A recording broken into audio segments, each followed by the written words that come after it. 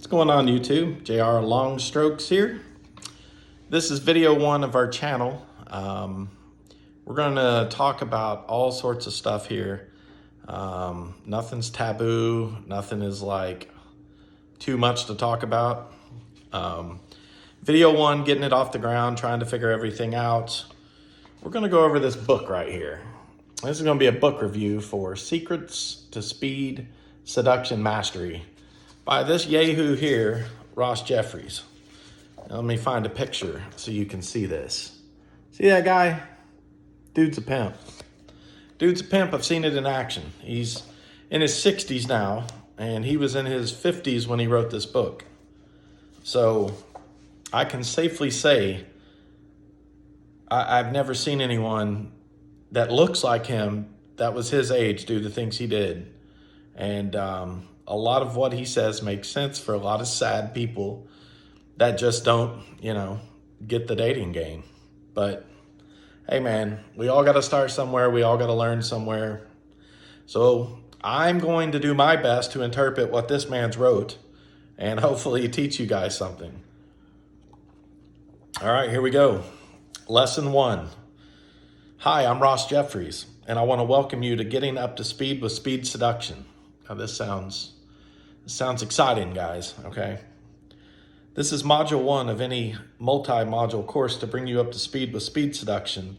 Whether you're a newbie or someone who's curious about speed seduction, but has never actually explored the technology and tools, you may be a longtime student who just wants a refresher. I want to welcome you to this course. It'll be packed with information. I guarantee you this is packed with information, and I'm here to help you unpack it. Okay, like your own personal suitcase unpacker of knowledge. All right, JR Longstrokes at your service. All right, module one about concepts, cognitions, and understandings that really make speed seduction a very powerful way, not just to have success with women, but relate with people in the world. Keep this in mind as we're talking about this. This is designed toward women, but you can use this stuff with women, men, family, friends. I don't think animals work. No, I don't. They don't speak English, so that's not going to work. But this goes beyond just courting males and females and, everything. So use an open mind with this. Let's go to the concepts of speed seduction first and foremost. Speed seduction is about a set of concepts and beliefs. It's a way of looking at women. It's a way of directing your attention to notice things that most people ignore completely. Again, you can substitute looking at women with looking at anything you want to. A picture on the wall, whatever it is. It's 2022, look at whatever you want. We also want to teach you to ignore the things that the average frustrated chump focuses in on. In speed seduction, we get very curious. We ask how women create their emotions. Okay, makes sense. Got it. When a woman says she's attracted to a man, how does she experience that attraction? In what way does that take place inside of her body? What are the processes through which women create and experience their subjective internal world? How do they create what's going on in between the ears? Now, these questions have been asked for years. There's no definitive answer, so you can interpret it any way you want to. If you can understand and shape what goes on between the ears, then opening up and getting what's between the legs becomes relatively easy. One of the key things we say in speed seduction is that there is no such thing as love, fascination, or attraction. There is no such thing as desire. Now I'm going to stop right there. All right. I'll have a bit of a moment to disagree with Mr. Ross Jeffries. There is a such thing as love. There is a such thing as desire. Okay. It's all around us.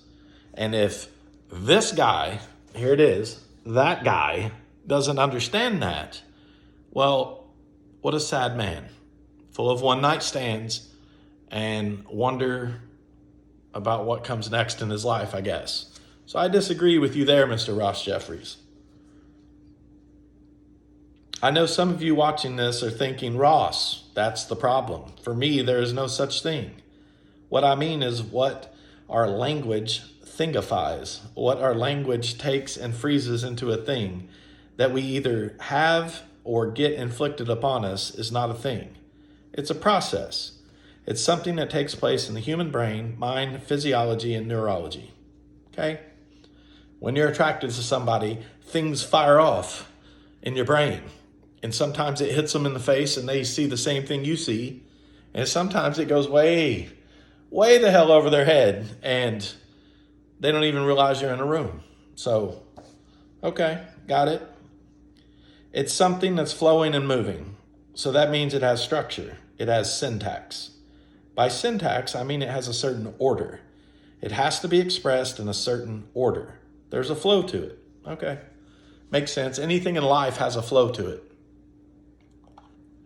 If it doesn't have a flow to it, it seems odd and awkward, okay? You got to have flow. You can't walk up to a girl at a supermarket and go, banana. That don't make no damn sense at all. Asparagus. She's going to look at you like you need to go back to the home that you came from, okay? So the flow of how these interactions happen, okay, that's what a lot of this book is about. And there's many of y'all that are watching me, and you either have flow or you don't have flow, and it really don't matter. Can I teach you flow? Not really, unless you want to spend thousands of hours hanging out and having conversations all made up about whatever. But recognizing, I think most of these people that read these books don't really realize what it's saying. And understanding this is very important just for relationships in life. You don't have to use it as seduction as far as, I got to get this person into bed or whatever else. So moving on. It's moving and has a structure, syntax and flow. Anything that moves and flows can be interrupted. It can be amplified, stopped or started. It can be rearranged. It can be channeled, controlled, or shaped. This is a really profound understanding. It's a very Zen understanding. You might say that in some sense, speed seduction is a very Zen way to seduce women. Like Zen, we view women not as a fixed thing, but as ongoing, changing processes that are constantly moving. Okay, agreed again. No one is a fixed thing. We're all people that have different emotional responses. We have different interactions. We have different people in our lives. And through that, we're never going to be the exact same at all times. So, there's some science in that. I got this idea and way of looking at the world through my study of NLP. NLP is the study of the subjective human experience, and it's the study of what goes on in between the ears and in the body. All right, guys. NLP. You guys want to go down a rabbit hole that you can't get out of. Start looking into NLP, and it's wild. It's like a cult. Like Scientology crashed into Mars and little Elon Musk jumped up everywhere and said, NLP, NLP. I mean, seriously, it's out there. It's interesting. We're not going to get into too much of that, but it's very interesting on a side note for y'all to look up. When you begin to look at people and the things they do, not as things, but as processes and ongoing activities, the edges of your limitations will begin to get a little loose. The boundaries start to melt and things start to become possible. Here are the things I want you to ask. How do women create their emotions? Feel free, women, if you're listening, to please answer that for me. How do you create your emotions? I have a theory, but it's not the same for everyone. And the theory is you have absolutely no idea how you create your emotions. They're just created and projected out into the world. Okay? That's what I think. Please correct me and let me know. I don't know. Here, I can't get over that. That question dumbfounds me. I'm sorry.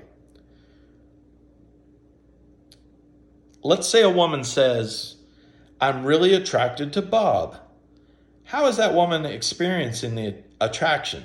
I want to suggest that any emotion a woman experiences is the result of certain elements and components that you can rearrange in different order and proportions. I would agree with that. First of all, she's got to have some kind of visual imagery if she's attracted to Bob. Somewhere in her mind, she's making images of Bob. Okay? Now, as Bob, guys, you want the image to be as attractive as possible. We'll get into all of that later. Otherwise, you're just Bob. Maybe she's making images of her and Bob getting it on. Maybe she has an image of her mind of Bob looking really good.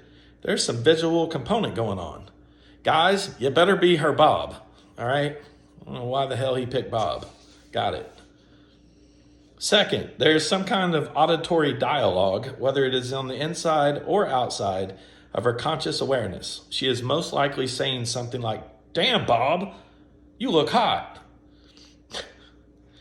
I don't know what the content is, but there's almost certainly some auditory dialogue.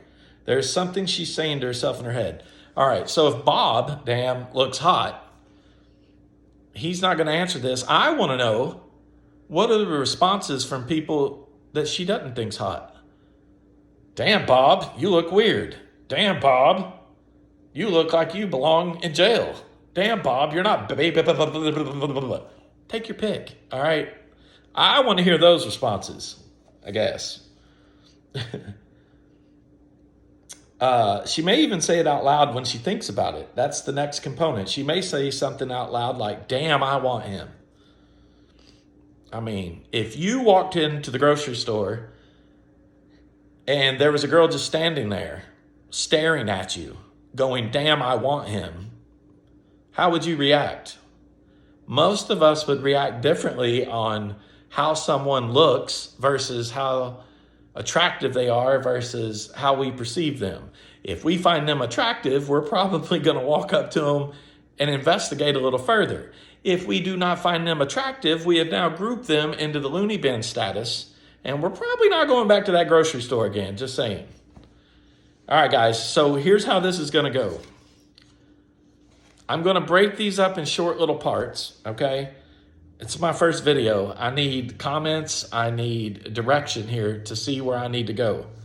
All my videos are not going to be book reviews, but until I build a client base of people, this is where we're at. Eventually, I want to move to where we can view people's questions, give some people shout outs and all that stuff. So please, like, subscribe, do whatever you got to do. Stay with me here. We're going to get wild and crazy. Please leave me comments. Please leave me feedback. I need to know what I don't even know yet. All right, guys.